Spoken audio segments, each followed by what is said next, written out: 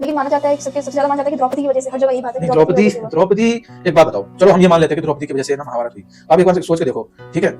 द्रौपदी की वजह से मतलब अगर उनको युद्ध करना था तो युद्ध करने के लिए तो बहुत रीजन पहले भी थे। पहले इन द सेंस देखो, पहले भीम को एक बार जहर देकर मारने की कोशिश करी, हाँ। तब अभी तो युद्ध कर सकते थे, इतना बड़ा रीजन था वो। चलो मैं मान गया, चलो भाई उस टाइम पे छोटे थे, युद्ध नहीं कर सकते थे, बहुत छोटे छोटे थे, कोई जरूरत नहीं, वो रीजन चलो वो भूल गए, ठीक है। एक बार ये बाणाव्रत करके एक जगह थी, वहीं पे इन्हीं के ही राज्य में आता था, हस्तिनापुर के राज्य में आता था, और वहां पे एक लाख का घर बना के, है ना, इनको वहां भेजा गया, इनके पूरे परिवार को, ये युधिष्ठिर, ये पांचों पांडव, ठीक है, और उनकी मां कुंती, इन पांचों को, मतलब इन छहों को वहां भेजा गया कि भाई जाओ देख के आओ, और कितना भव्य वो महल बनाया गया तुम्हारे लिए, जरा देख के आओ। तो ये वहां गए और वो पूरा लाख का बनाया हुआ था, जहाँ थोड़ी सी भी अगर आग पकड़ ले तो पूरा कुछ ही घंटों में पूरा घर जलकर खाक हो जाए, इस तरीके का।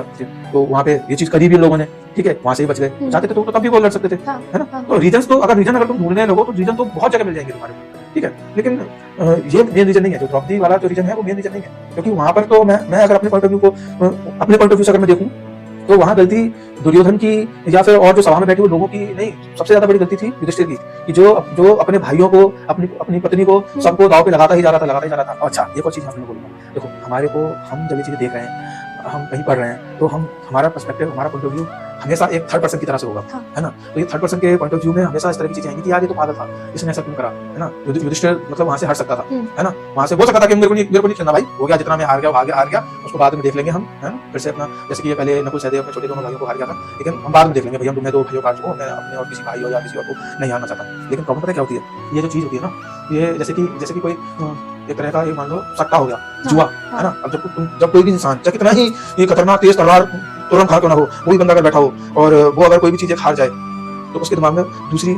पहली सबसे बड़ी चीज ये आएगी कि कैसे मैं जो चीज में हार गया हूँ उसको वापस में कैसे लूं। और इसी सोच की वजह से युधिष्ठिर बार वो चलता गया और ऐसे करते वो सब कुछ हार गया। खैर, यहाँ पे जो एक तरह से हम अगर देखें, भाइयों को हारना तो बात समझ में आती है, लेकिन जब वो अपने आप को हार चुका था, युधिष्ठिर, तो कुछ टाइम पे उसका तो कोई हक नहीं बनता था कि वो द्रौपदी को दांव पे लगाए,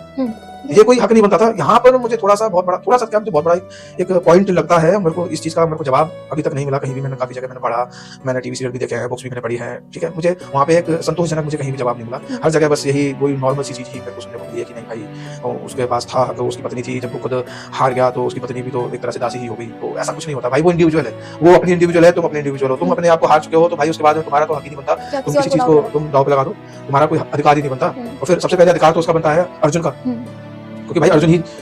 ने ही स्वयंवर में भाई जीता था, तो भाई उसकी मर्जी के बिना कैसे, मतलब तुम, तो ये थोड़ी सी चीजें हैं जो कि समझ से थोड़ी सी परे हैं।